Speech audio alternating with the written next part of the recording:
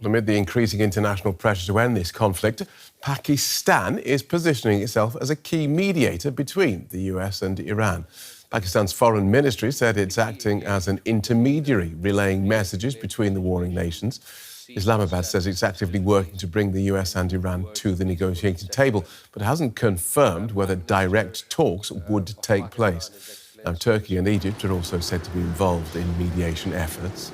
Iran's officially denied being engaged in talks with the US on an end to this war, as repeatedly claimed by Donald Trump.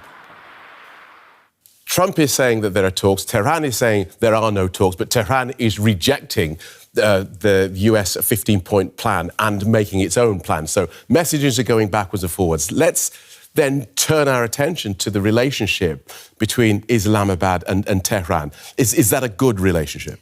I would say it is a good relation. Pakistan shares a lot of historical, cultural, religious ties with Iran. Iran was the first country that recognized Pakistan after its independence in 1947. Pakistan also did the same after 1979 revolution. So there is a strong bond in that sense. But when it comes to Pakistan's relations with Tehran, or why Pakistan is so actively involved or wants this war to end, or wants mediation or conflict to end, there are many other reasons. For example, 20% of Pakistan's population is of Shia faith. Most of them have very good feelings towards Iran. And when Ayatollah Khamenei was killed by by Israel and US attacks, there were protests in Pakistan. There was a lot of anger in Pakistan. So much so that in police clashes, 26 almost protesters were killed. So there's, in Pakistan, among public, there is a lot of goodwill or good sentiments towards Iran. But not only that, Pakistan shares a 900-kilometer long border with Iran. And that's a very restive province that Pakistan has, a province of Balochistan. It's a hotbed of insurgency, militant activities, separatist groups. So for Pakistan, it wants stable Iran. It wants that there is no conflict, because if there is conflict, if there is instability in Iran, then Pakistan fears that militants can be emboldened and it can have trouble on its border. So a lot for Pakistan is at stake when it comes to its relations with Iran. So a stable Iran is in Pakistan's interest. Why, though, is Washington trusting Islamabad? Because it wasn't that long ago it was criticising them for harbouring the Taliban, and there was all sorts of bad blood between the two capitals. Absolutely.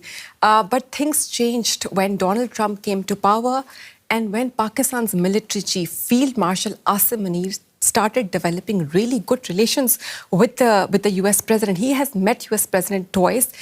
Donald Trump calls Pakistan's army chief his favorite field marshal. I think a lot of it changed when Pakistan had a 4-day intense conflict with India last year. Pakistan was very quick to endorse Donald Trump's position that it was the US, it was Donald Trump that stopped the war between two nuclear powers. And not only Pakistan publicly endorsed Donald Trump's position, Pakistan nominated the US president for a Nobel Peace Prize. So Pakistan has been actively working, aggressively, I would say, working to get into the good books of US, to get into the good books of US President Donald Trump, also offering several potential business interests in the country, in Pakistan. But here's the thing, nothing in that region is ever straightforward. Pakistan wants to mediate, but Pakistan also has a defence pact with Saudi Arabia, a country that Iran is now attacking. And that is, again, a very big reason because of which Pakistan would want this conflict to immediately end. So this defense pact means that Pakistan has to protect has to protect Saudi Arabia if it's attacked, and Iran is attacking Saudi Arabia. And so Pakistan has been aggressively, diplomatically working with the Iranian leadership, with the Saudi leadership, to make sure that the temperature is lowered, that Pakistan is not put in a position where it has to militarily help the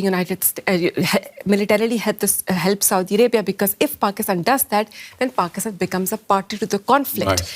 And let me explain to our viewers. If Pakistan becomes a party to the conflict, Iran can start attacking Pakistan. It has been attacking US bases and allies of the US. But Pakistan has millions of Pakistani citizens that work in Gulf countries. And so thousands of Pakistani families are dependent on those people who work in these Gulf countries for money, for remittances, and therefore Pakistan would not want. Also, most of Pakistanis work in Saudi Arabia.